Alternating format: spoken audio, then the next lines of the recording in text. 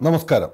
ജീവൻ T വിയിലെ എല്ലാ മാന്യ പ്രേക്ഷകർക്കും ഒരു പ്രവാസിയുടെ യാത്ര എന്ന ഈ പ്രോഗ്രാമിലേക്ക് ഹാർദവമായ സ്വാഗതം. ഒരു പ്രവാസിയുടെ യാത്രയുമായി ഞാൻ നിൽക്കുന്നത് റാസൽ ഖൈമയിലാണ്. ഇന്ന് ഞാൻ നിങ്ങളുടെ മുമ്പിൽ അഭിമാനപൂർവ്വം പരിചയപ്പെടുത്തുവാൻ പോകുന്ന വ്യക്തി ബിസിനസ്സുകാരൻ മാത്രമല്ല, ആസ് വെൽ ആസ് അദ്ദേഹം ഒരു നല്ല സാമൂഹിക പ്രവർത്തകനുമാണ്. എല്ലാവർക്കും ഒരുപോലെ സുപരിചിതനായ ഒരു വ്യക്തിത്വത്തിൻ്റെ ഉടമയാണ്. ഒട്ടനവധി പുരസ്കാരങ്ങൾ സാമൂഹിക പ്രവർത്തനത്തിനും ബിസിനസ് രംഗത്തും അദ്ദേഹത്തെ തേടി വന്നിട്ടുണ്ട്. എല്ലാവരുടെയും പ്രിയപ്പെട്ട ജെ രമേശ് ചന്ദ്ര ബാബു എന്ന JRC ബാബു ജാസ് ഗ്രൂപ്പിൻ്റെ മാനേജിംഗ് ഡയറക്ടറാണ്. അദ്ദേഹത്തെ ഈ പ്രോഗ്രാമിലേക്ക് ഞാൻ ഹാർദവമായി സ്വാഗതം ചെയ്യുന്നു. നമസ്കാരം.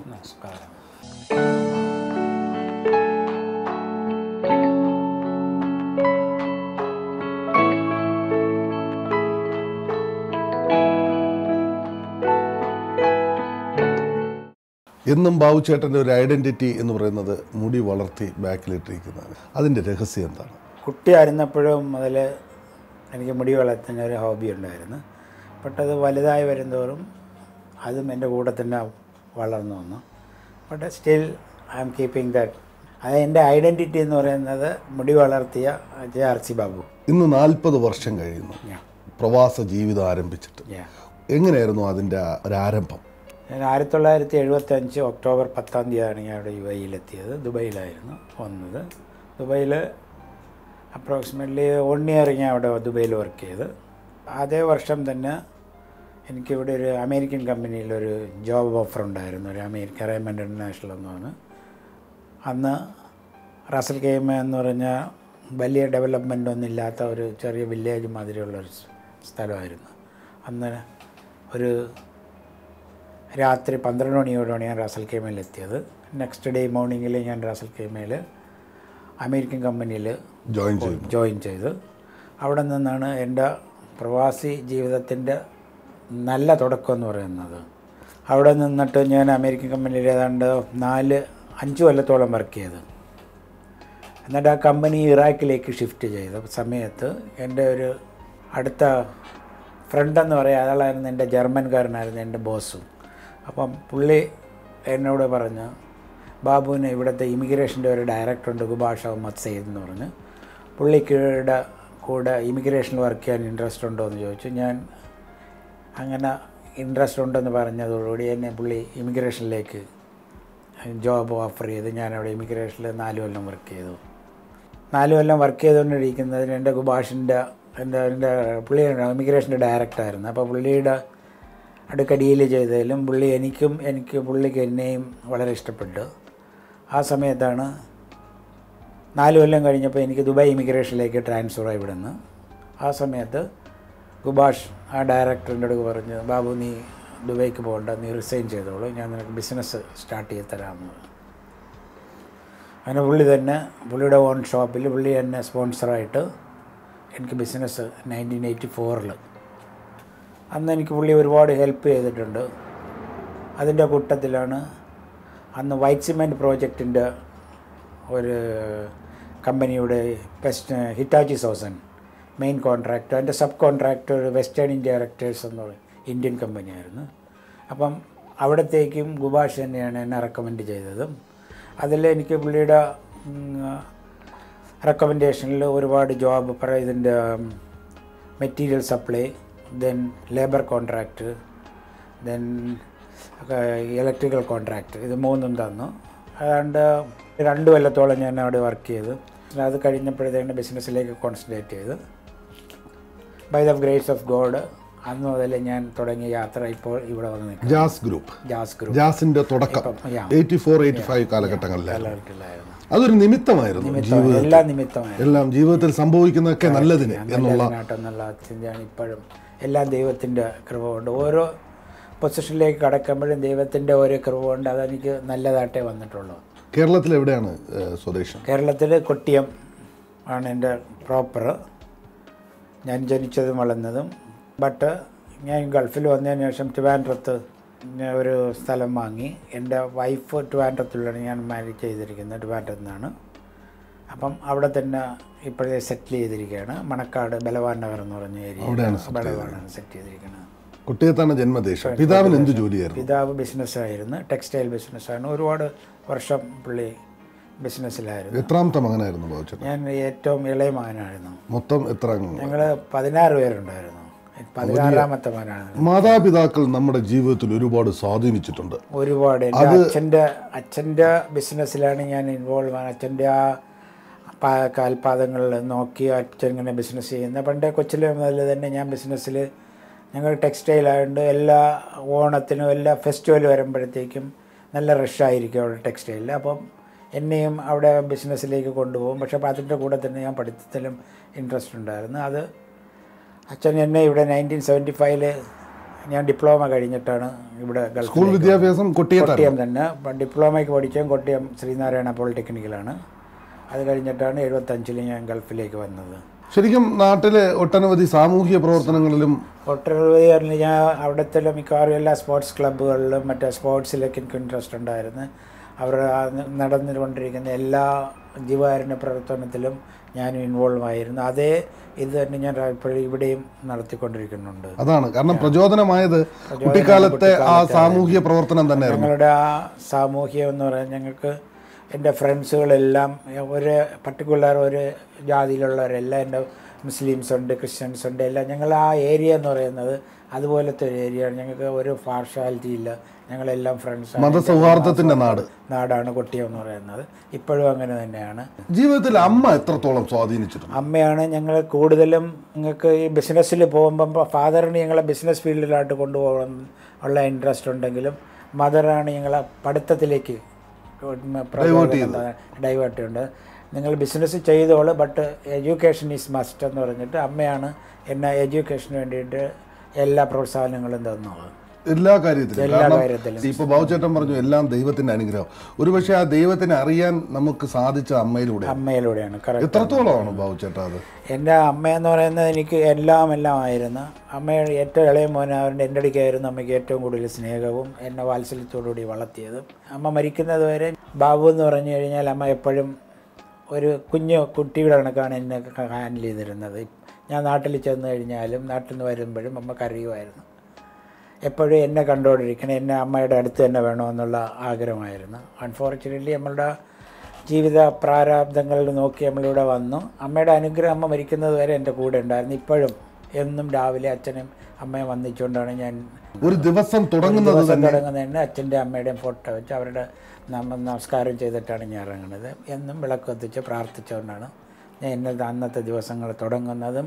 രാത്രി ഉറങ്ങുന്നതിന് മുമ്പ് വീണ്ടും വിളക്ക് കത്തിച്ച് പ്രാർത്ഥിച്ചതിന് ശേഷമാണ് അന്ന് ചെയ്തു തന്ന എല്ലാ നല്ല കാര്യം തന്നെ നന്ദി പറഞ്ഞുകൊണ്ടാണ് ഞാൻ ഉറങ്ങാനായിട്ട് പോകുന്നതും.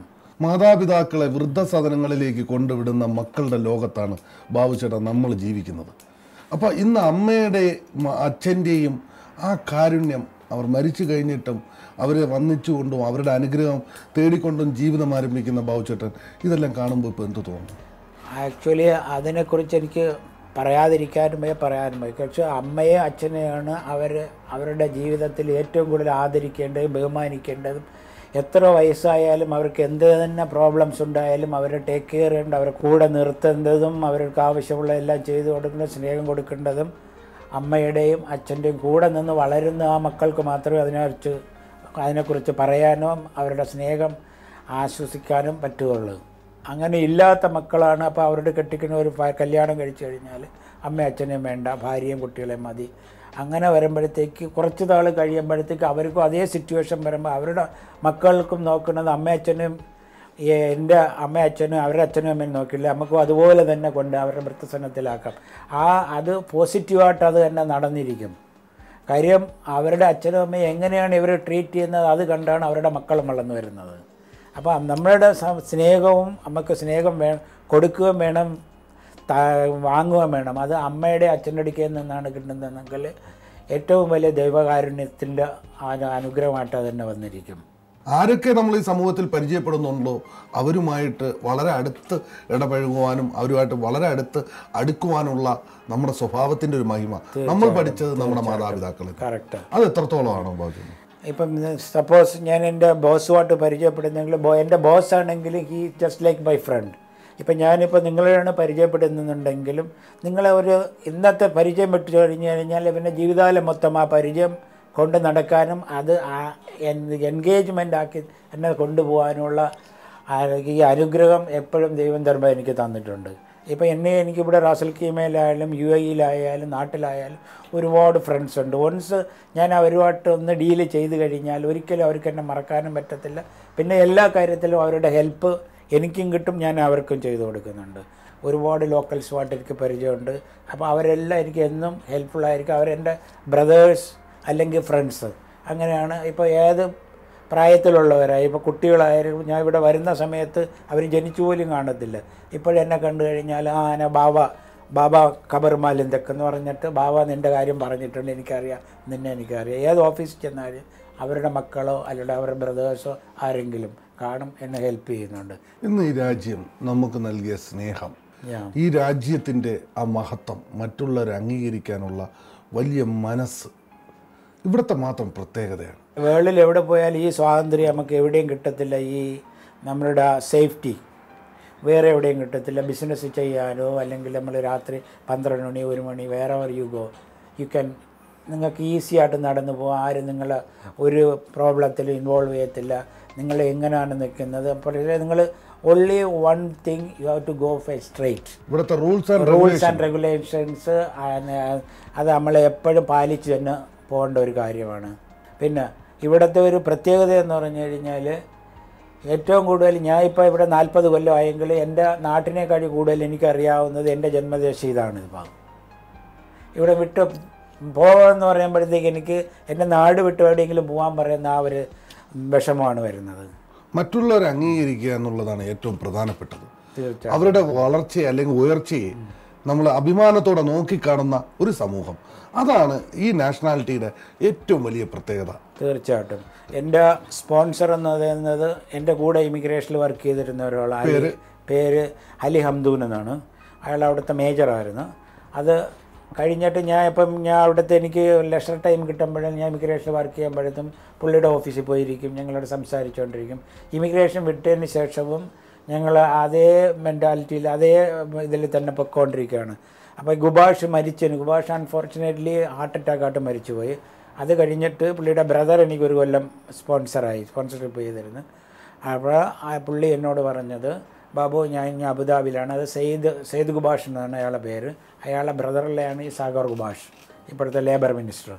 അപ്പോൾ എന്നോട് പറഞ്ഞ്, ബാബു ഒരു കാര്യം, ഞാൻ അബുദാബിയിലായതുകൊണ്ട് എനിക്ക് വരാൻ ബുദ്ധിമുട്ടുണ്ട്, അപ്പോൾ നിനക്ക് പല കാര്യങ്ങളിലും നിനക്ക് വെയിറ്റ് ചെയ്യേണ്ടി വരും, അപ്പോൾ യു ഫൈൻഡ് യുവർ ഓൺ ഒരു സ്പോൺസറെ കണ്ടുപിടിച്ചോളൂ, ഞാൻ റിലീസ് ചെയ്യാമെന്ന് പറഞ്ഞു. അങ്ങനെയാണ് എൻ്റെ ഫ്രണ്ടായ അലി ഹംദൂന് ഞാൻ സ്പോൺസർഷിപ്പ് എടുക്കുന്നത്. ഇപ്പോൾ സോഫാർ പുള്ളി എൻ്റെ ഫ്രണ്ട്ഷിപ്പിൽ തന്നെ എല്ലാ ബിസിനസ്സും പുള്ളി എനിക്ക് എല്ലാ പേപ്പേഴ്സും സൈൻ ചെയ്തിട്ടുണ്ട്, അതോറിറ്റി എല്ലാത്തിനും. പുള്ളി ജസ്റ്റ് എൻ്റെ ഫ്രണ്ട്സ് സ്റ്റെപ്പിൽ പുള്ളി ഒന്നിനും ഇൻവോൾവ് ആവത്തില്ല, ഞാൻ പുള്ളിയെ ഒന്നിനും വിളിക്കത്തുമില്ല. പുള്ളി എന്ത് ആഗ്രഹം ചെന്ന് പറഞ്ഞു കഴിഞ്ഞാലും ഓൺ ദ സ്പോട്ടിൽ പുള്ളി പേപ്പർ സൈൻ ചെയ്ത് തരും. ഇവിടെ ടേബിളിൻ്റെ മുമ്പിൽ ഒരു അറബിയുടെ പിക്ചർ ബാബുചേട്ടൻ്റെ മുമ്പിലുണ്ട്, അതാണോ ഗുബാഷ്? ഇത് എൻ്റെ ഗുബാഷിൻ്റെ സെയിമാണ് ഇരിക്കുന്നത്, പക്ഷേ അൺഫോർച്ചുനേറ്റ്ലി ഞാനാണ്. ആണ്. ഞാൻ ആ ഇമിഗ്രേഷനിൽ വർക്ക് ചെയ്യുമ്പോൾ ഞാൻ എടുത്തതാണ്. പുള്ളിയുടെ ആ ഫിഗർ കണ്ടിട്ട് ഞാൻ ഒരു സ്റ്റുഡിയോയിൽ പോയിട്ട് എടുത്തതാണ് 1982.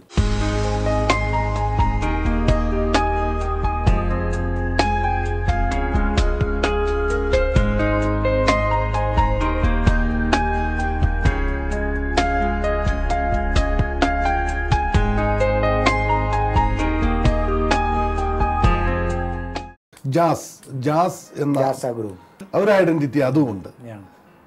എങ്ങനെയാണ് ഒരു ബ്രാൻഡിനെ വളരെയധികം എസ്റ്റാബ്ലിഷ് ചെയ്യാൻ എടുത്ത ആ എഫോർട്ട്, ആ ഹാർഡ് വർക്ക്? ബിസിനസ് എന്ന് പറഞ്ഞു കഴിഞ്ഞാൽ ഞാനത് കൊച്ചിലെ കണ്ടു വളർന്നത്. നമുക്ക് ഓരോ ബിസിനസ് ചെയ്യുമ്പോഴും അതിന് മുമ്പിൽ എന്താണ് സംഭവിക്കുന്നത്, എങ്ങനെ കൊണ്ടുപോയാൽ നമുക്കത് സർവേ ചെയ്യാൻ പറ്റി, എങ്ങനെ ബിസിനസ്സിൽ ലോസ് ഇല്ലാതെ അല്ലെങ്കിൽ പിന്നെ പേയ്മെൻറ്റുകളൊക്കെ നമുക്ക് ബ്ലോക്ക് ആവും. ബട്ട് നമ്മൾക്ക് അതെങ്ങനെ കടന്നു പോകാം, എങ്ങനെ ബാങ്കിൻ്റെത് പ്രോബ്ലംസ് സോൾവ് ചെയ്യാം എന്നുള്ള ഒരു എന്ത് പറയുന്നത് എബിലിറ്റി തന്നെ നമുക്ക് അല്ലെങ്കിൽ വേണം ഒരു കോൺഫിഡൻസ്. അപ്പം ഈ ബിസിനസ് തുടങ്ങുന്നതിന് നമുക്കത് ബിസിനസ് ചെയ്യാനുള്ള മെൻറ്റാലിറ്റി അല്ലെങ്കിൽ നമുക്ക് സപ്പോർട്ട് നമ്മുടെ അന്ന് ഉണ്ടായിരുന്ന അതേ സപ്പോർട്ട് തന്നെ ഇപ്പോഴും കിട്ടുന്നുണ്ട്. ഇവിടുത്തെ കസ്റ്റമർ സാറ്റിസ്ഫാക്ഷൻ എന്ന് പറയുന്നത് വളരെ പ്രധാനം തന്നെയാണ്. ബഹുചേട്ടൻ പറഞ്ഞത് കഴിഞ്ഞ ഈ 34 വർഷക്കാലത്ത് ആ ഒരു സാറ്റിസ്ഫാക്ഷനാണ് ബിസിനസ്സിൻ്റെ വിജയം എന്ന് പറയുന്നത്. അത് എത്രത്തോളം? അതാണ് ഞാൻ പറഞ്ഞത്. നമ്മളൊരു കസ്റ്റമർക്ക് ഇപ്പോൾ നിങ്ങളുടെ എൻ്റെ നിന്നൊരു സാധനം മേടിച്ചു കഴിഞ്ഞാൽ നിങ്ങൾ കൊടുക്കുന്ന സാധനം അത് പ്രോപ്പറാണ്, അത് ജെന്യുവനാണ്. അപ്പോൾ ആ സാധനം നിങ്ങൾ മേടിച്ചു കഴിഞ്ഞാൽ 10 കൊല്ലം കഴിഞ്ഞാലും 15 കൊല്ലം മെറ്റീരിയൽ അതൊരു ഡാമേജും കൂടാതെ ഇരിക്കും. ഇപ്പോൾ കാര്യം മാർക്കറ്റിൽ ഇപ്പോൾ കംപ്ലീറ്റ് ഡ്യൂപ്ലിക്കേറ്റേഷൻ വരുന്നിരിക്കുന്നത്. അപ്പോൾ ആ ഒരു കോൺഫിഡൻസ് എൻ്റെ എല്ലാ കസ്റ്റമേഴ്സിനും ഉണ്ട്. അൽജസിയിൽ നിന്ന് സാധനം വാങ്ങിക്കഴിഞ്ഞാൽ അത് ഒറിജിനൽ സാധനമായിരിക്കും, ഞങ്ങൾക്ക് ഒരു പ്രോബ്ലം വരത്തില്ല. ഈവൻ കമ്പനികൾ, ഞങ്ങൾ ഒരുപാട് കമ്പനിയുടെ ഏജൻസികളുണ്ട്, എല്ലാ കമ്പനികളുടെ. അപ്പോൾ ആ ഏജൻസി ഞങ്ങൾ പുറത്തുനിന്ന് ഒരു സാധനങ്ങൾ ഇങ്ങനെ എടുക്കാറില്ല, എല്ലാ ഏജൻസി ത്രൂ വരുന്നതുകൊണ്ട് നമ്മൾക്കും കസ്റ്റമേഴ്സിന് കൊടുക്കാനുള്ള കോൺഫിഡൻസ് ഉണ്ട്. ക്വാളിറ്റി ആ ക്വാളിറ്റിയാണ് നമ്മളുടെ മെയിനായിട്ടുള്ള ഈ വിജയത്തിൻ്റെ കാരണം. ഞങ്ങൾക്ക് അന്ന് മുതലുള്ള കസ്റ്റമേഴ്സ് ഇപ്പോഴും ഉണ്ട് ഒരുപാട്. ഈ just like union company, GCC, Gulf cement, RK സെറാമിക്സിൻ്റെയൊക്കെ എന്ന് പറഞ്ഞാൽ ബിഗിനിങ് മുതൽ ഞങ്ങൾ തറക്കല്ലിടുന്ന സമയം മുതൽ ഞങ്ങൾ മെറ്റീരിയൽ സപ്ലൈ ചെയ്യുന്നുണ്ട്. അന്ന് ഖദർ മസ്താദ് എന്ന് പറഞ്ഞ എൻ്റെ ഡോക്ടറുണ്ട്. അന്ന് മുതൽ പുള്ളി എന്ത് ബിസിനസ്സിൻ്റെ അന്ന് സ്റ്റാർട്ടിങ് മുതൽ നമ്മളവിടെ മെറ്റീരിയൽ സപ്ലൈ ചെയ്യുന്നുണ്ട്. Still we R continuing. എത്രയോ കൊല്ലമായി, എത്രയോ ഡെവലപ്മെൻ്റ് ആയി. ഇന്നിപ്പോൾ electrical and sanitary all construction ഒരു അണ്ടർ വൺ റൂഫിലേക്കാണ് കൊണ്ടുവന്നത്. എല്ലാം ഞങ്ങളെടുക്കുക തന്നെ. ഇലക്ട്രിക്കൽ ഉണ്ട്, ബിൽഡിംഗ് മെറ്റീരിയൽസ് ഉണ്ട്, ഹാർഡ്വെയർ ഉണ്ട്, എല്ലാ മെറ്റീരിയൽസും ഞങ്ങളെടുക്കുക. ഇവിടെ ഞങ്ങളെടുക്കുക ഇല്ലാത്ത സാധനങ്ങൾ കംപ്ലീറ്റ് ഞങ്ങൾ വിത്തിൻ 7 ഡേയിൽ ജർമ്മനി ആയാലും UK എന്നായാലും ഞങ്ങൾ വരുത്തി കൊടുക്കുക. അത് ഞങ്ങൾ എസ്പെഷ്യലി ഈ ഇൻഡസ്ട്രിയലിലാണ് ഇപ്പം കോൺസെൻട്രേറ്റ് ചെയ്യുന്നത്, ഇൻഡസ്ട്രിയൽ ആൻഡ് കേബിൾ. അപ്പോൾ ആ ഇൻഡസ്ട്രിയലിന് ആവശ്യമുള്ള പർട്ടിക്കുലർ ഇപ്പം ഞങ്ങളുടെ ഇല്ല എന്നുണ്ടെങ്കിൽ അത് ഗൂഗിൾ ചെയ്ത് അത് എവിടെയാണ് കിട്ടുന്നത്, ആരാണ് എൻ്റെ ഏജൻറ്റ്, ഞങ്ങൾ അതിൽ ത്രൂ പോയിട്ട് അത് എവിടെയാണ് അവൈലബിൾ, ഞങ്ങൾ ഓൺലൈനിൽ പേയ്മെൻറ്റ് കൊടുത്ത് ഓൺലൈനിൽ തന്നെ ഇതിന് കൊറിയർ സർവീസ് ചെയ്ത് ഞങ്ങൾ കസ്റ്റമേഴ്സിനെ സാറ്റിസ്ഫൈഡ് ചെയ്ത് ആ മെറ്റീരിയലും ഡെലിവറി ചെയ്തിരിക്കും, എത്തിച്ചു കൊടുക്കും. ഏതൊരു സ്ഥാപനത്തിൻ്റെ വിജയം എന്ന് പറയുന്നത് അവിടുത്തെ എംപ്ലോയീസ്, നല്ലൊരു ടീം. എൻ്റെ കൂടെയുള്ള ഞങ്ങൾ 14 പേരുണ്ട്. 14 പേരും എല്ലാം ഞങ്ങൾ ജസ്റ്റ് ലൈക്ക് എ ഫാമിലിയാണ്. അവരുടെ ആവശ്യങ്ങൾ എല്ലാം കൂടെ നടന്ന് ഞങ്ങൾ കൊടുക്കുന്നുണ്ട്. അവർക്ക് നല്ല സാലറി, അക്കോമഡേഷൻ കൊടുക്കുന്നുണ്ട്, എല്ലാ ഫെസിലിറ്റിയും കൊടുക്കുന്നുണ്ട്. അവരെല്ലാം നല്ല സാറ്റിസ്ഫൈഡ് ആണ്. ഞങ്ങൾ ഒരു ഫാമിലിയാണ്. അതാണ് ഞങ്ങളുടെ മെയിൻ. ഞാനിവിടെ ഉണ്ടോ ഇല്ലയോ എന്നുള്ളതല്ല, അവരെല്ലാം അവരുടെ സ്വന്തം ബിസിനസ് പോലെയാണ് അവർ ഹാൻഡിൽ ചെയ്യും. JRC ബാബുവിൻ്റെ വിജയത്തിന് വേറൊരാളും കൂടിയുണ്ട്. ഏതൊരു പുരുഷന്റെ വിജയത്തിന്റെ പ്രധാന കാരണം ഒരു സ്ത്രീയാണ്. അത് ബാബുചേട്ടൻ്റെ ജീവിതത്തിൽ 100% I am satisfied and she is also satisfied. ഇപ്പോൾ എൻ്റെ വൈഫാണ് ഇവിടുത്തെ കംപ്ലീറ്റ്, ഞാൻ ഉണ്ടെങ്കിലും ഇല്ലെങ്കിലും അഡ്മിനിസ്ട്രേഷന്, പർച്ചേസിങ് എല്ലാം പുള്ളിക്കാരിയാണ് അതെല്ലാം നോക്കുന്നത്. ഞാനിപ്പോൾ മെയിനായിട്ട് വരുന്നത് ഫൈനാൻസും മറ്റേ മേജർ ബിസിനസ് പർച്ചേസ് മാത്രമേ വരുന്നുള്ളൂ. ബാക്കിയെല്ലാം she is only handling that. She is very capable for that. എപ്പോഴും എൻ്റെ കൂടെ തന്നെ ഉണ്ട്. ഏതാണ്ട് 35 കൊല്ലത്തോളം എൻ്റെ കൂടെ ഉണ്ട് ഇവിടെ ഗൾഫിൽ തന്നെ. ഞങ്ങൾ രണ്ടുപേരും കൂടെയാണ് ബിസിനസ് ഫുൾ ഓൺ ചെയ്തു പോകുന്നത്. തിരുവനന്തപുരത്ത് നിന്നാണ് വിവാഹം കഴിച്ചത്? ട്രിവാൻഡ്രത്ത് നിന്നാണ്. എൻ്റെ ഫാദറില്ല എന്ന് പറയുന്നത് റിട്ടയർഡ് ജഡ്ജാണ്, MS രാജൻ, കൊല്ലത്ത് നിന്നാണ് റിട്ടയർഡ് ആയത്. മദറില്ല അവിടെ നാഗർകോവിലായിരുന്നു. അപ്പോൾ ട്രിവാൻഡ്രത്താണ് സെറ്റിൽ ചെയ്യുന്നത്, പെരുന്താന്നിയിലാണ്. അപ്പോൾ അവിടെ നിന്നാണ് ഞാൻ മാരേജ് ചെയ്തത്. അതുകൊണ്ടാണ് ഞാൻ ട്രിവാൻഡ്രത്ത് തന്നെ മണക്കാട് ബലവാൻ നഗറിലേക്ക് സെറ്റിലായി എന്നുള്ളത്. കുട്ടികൾ 3 കുട്ടികളാണ്. എൻ്റെ മൂത്ത മോള് MD കഴിഞ്ഞ് ഇപ്പം ചെന്നൈയിലാണ്. മരുമോനും MDക്ക് ഇപ്പോൾ പഠിച്ചുകൊണ്ടിരിക്കുന്നു. രണ്ടാമത്തെ മോളുടെ പേര് മൂത്ത മോള് ബിന്ദി RC ബാബു. യാ സണ്ണില്ലാടെ പേര് ജെറിൻ. അപ്പം ജെറിൻ വർഗീസ് എന്നാണ്. അപ്പോൾ അവർക്ക് മോൾക്ക് ആ പയ്യനെ കല്യാണം കഴിക്കണമെന്ന് പറഞ്ഞ് അവർ കോളേജിൽ പഠിക്കുമ്പോഴേ ഉള്ള അവർക്ക് ഇഷ്ടപ്പെട്ടു. ഞാൻ ജാതിയോ മതമോ ഒന്നും നോക്കിയില്ല. ഞാൻ പറഞ്ഞു ഓക്കെ നിനക്ക് ഇഷ്ടം അതാണെന്നുണ്ടെങ്കിൽ ഞാൻ മാരേജ് ചെയ്തു. പള്ളിയിൽ വെച്ച് ട്രിവാൻഡ്രം പള്ളിയിൽ വെച്ചാണ് ഞാൻ മാരേജ് ചെയ്ത് കൊടുത്തത്. രണ്ടാമത്തെ അവള് സിന്ധി RC ബാബു. പക്ഷേ അവിടെ രാമേന്ദ്രൻ മെഡിക്കൽ കോളേജിൽ നിന്ന് MSc മൈക്രോബയോളജി മെഡിക്കൽ. അവളുടെ മാരേജ് ഇപ്പോൾ കഴിഞ്ഞ്. അവൻ്റെ റീസെൻ്റ്ലി ഇപ്പോൾ ട്രിവാൻഡ്രത്ത് വെച്ചാൽ അൽസാജിൽ വെച്ചാണ് മാരേജ്. ആനന്ദരാജൻ എന്നാണ് എൻ്റെ പേര്. ഈസ് ഫ്രം പാലക്കാട്, പക്ഷേ സെറ്റിൽ ഇൻ ചെന്നൈ. IT സെക്ടറിൽ വർക്ക് ചെയ്യുന്നു ചെന്നൈയിൽ. മൂന്നാമത്തെ മകനാണ്. മകൻ വന്നിട്ട് ഇവിടെ 12th വരെ ഇവിടെ പഠിച്ചു. ഇപ്പം നാട്ടിൽ ഇതിപ്പോൾ MBAക്ക് final year SRM college in Chennai. ഇപ്പം ഫൈനൽ ഇയറാണ്. ഇപ്പോൾ അത് കഴിഞ്ഞിട്ട് അവൻ വീണ്ടും അവൻ എൻ്റെ ബിസിനസ്സിലേക്ക് പാർട്ണർഷിപ്പിന് MBA സ്പെഷ്യലൈസ് ചെയ്യുന്നത്. അവൻ ഇപ്പോൾ 1 ഇയർ കൂടെ ഇപ്പോൾ ഫൈനൽ ഇയർ ആണ്. അത് കഴിഞ്ഞ് കഴിഞ്ഞാൽ അവൻ്റെ ബിസിനസ്സിൽ ജോയിൻ ചെയ്യുമെന്നുള്ള ഒരു സന്തോഷമായ കുടുംബ ജീവിതം ബാബുചേട്ടൻ്റെ വിജയത്തിൻ്റെ മറ്റൊരു പ്രധാന കാരണം തന്നെയാണ്. തീർച്ചയായിട്ടും. ഞാൻ പറഞ്ഞില്ലേ, ഞങ്ങൾ ആ ഫാമിലി ബാക്ക്ഗ്രൗണ്ട്, ഞാൻ വളർന്ന സിറ്റുവേഷനിൽ എൻ്റെ ഫാദറിൻ്റെയും മദറിൻ്റെയും കൂടെ വളർന്ന അതേ ഇതിൽ തന്നെ ഞങ്ങളും ഫാമിലി ആയിട്ടുള്ള ആ കോർപ്പറേഷനിൽ നിന്ന് വളർന്നവർ. അവർക്ക് എന്താണ് നല്ലതെന്ന് തോന്നുന്നത് അവർ ഞാൻ ചെയ്തു കൊടുക്കും. അച്ഛൻ്റെ അടുക്ക് എന്ത് വേണമെങ്കിലും അവർക്ക് പറയാം. അതുപോലെ തന്നെ ഞങ്ങളെ ഫ്രണ്ട്സിൻ്റെ കണക്കാണ്. അവർക്ക് ഏത് ഇത് വേണമെങ്കിലും എൻ്റെ അടുക്ക പറഞ്ഞാൽ ഞാനത് സാധിച്ചു കൊടുക്കും. അവർ വളരെ ഹാപ്പിയാണ്. 3 പേരും. ചെന്നൈയിൽ എനിക്കൊരു ഫ്ലാറ്റുണ്ട്. അവർ 3 പേരും ചെന്നൈയിൽ സ്റ്റേ ചെയ്താണ് പഠിക്കുന്നതും ജോലി ചെയ്യുന്നതും.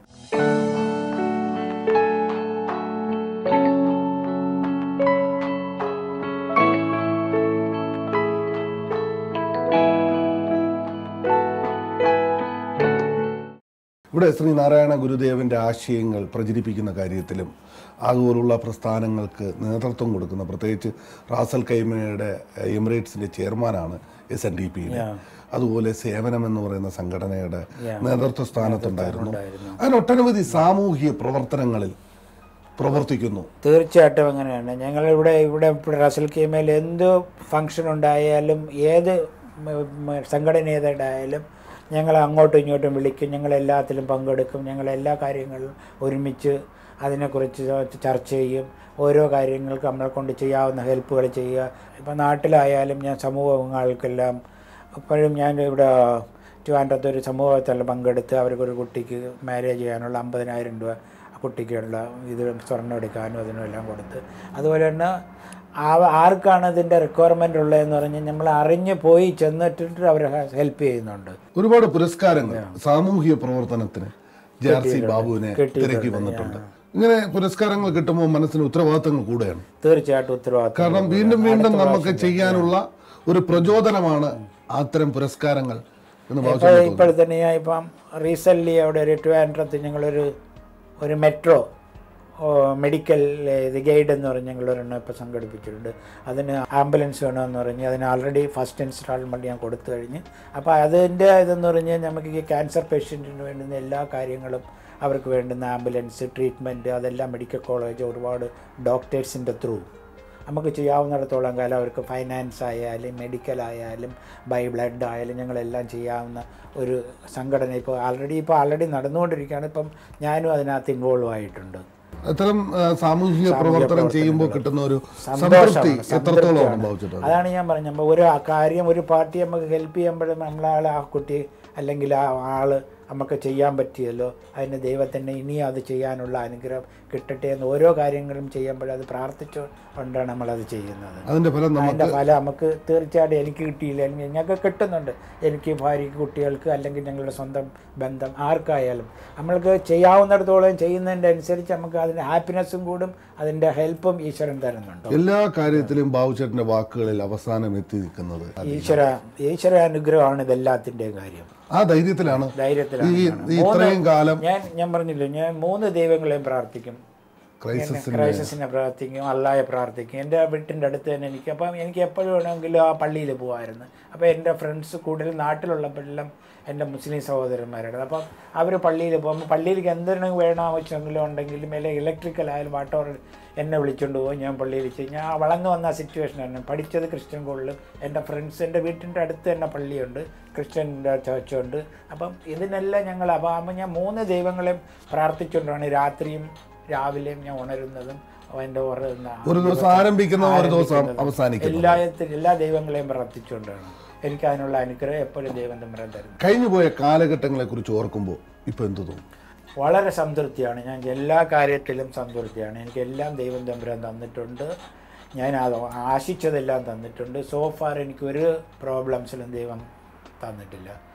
തന്നിട്ടുണ്ടെങ്കിൽ അതെല്ലാം ദൈവത്തിൻ്റെ കാരുണ്യങ്ങൾ നമ്മളിങ്ങനെ സോൾവ് ചെയ്തും വന്നിട്ടുണ്ട്. ഇനിയും അങ്ങനെ തന്നെ പോട്ടെ എന്ന് ദൈവം തമ്പുരാനോട് പ്രാർത്ഥിക്കുന്നു. ഹെൽത്ത് കോൺഷ്യസ് വളരെയധികം ഒരു പ്രത്യേകതയാണ്. മെയിനായിട്ട് ഞാൻ ഡെയിലി ഒരു 1.5 മണിക്കൂർ മോർണിംഗിൽ ഞാൻ വർക്കൗട്ട് ചെയ്യും എൻ്റെ വീട്ടിൽ തന്നെ. ഈവനിങ്ങിൽ 10-40 കൊല്ലമായിട്ട് ഡെയിലി ഞാൻ ഷട്ടിൽ ബാഡ്മിൻ്റൺ കളിക്കാൻ പോകും. അതെല്ലാം നമ്മളിപ്പോൾ തന്നെ നമുക്ക് ആരോഗ്യം ഉണ്ടെങ്കിൽ മാത്രമേ നമുക്ക് ബിസിനസ് ചെയ്യാനോ അല്ലെങ്കിൽ വർക്ക് ചെയ്യാനോ ഉള്ള ആ എബിലിറ്റി അല്ലെങ്കിൽ സ്റ്റാമിന കിട്ടുകയുള്ളൂ. വളരെ നന്ദി. തിരക്കേറിയ ഈ സമയത്തും ഞങ്ങൾക്ക് വേണ്ടി ഇങ്ങനെ ഒരു അഭിമുഖം അനുവദിച്ചു തന്നെ. Thank you very much Babu ചേട്ടാ. Thank you very much.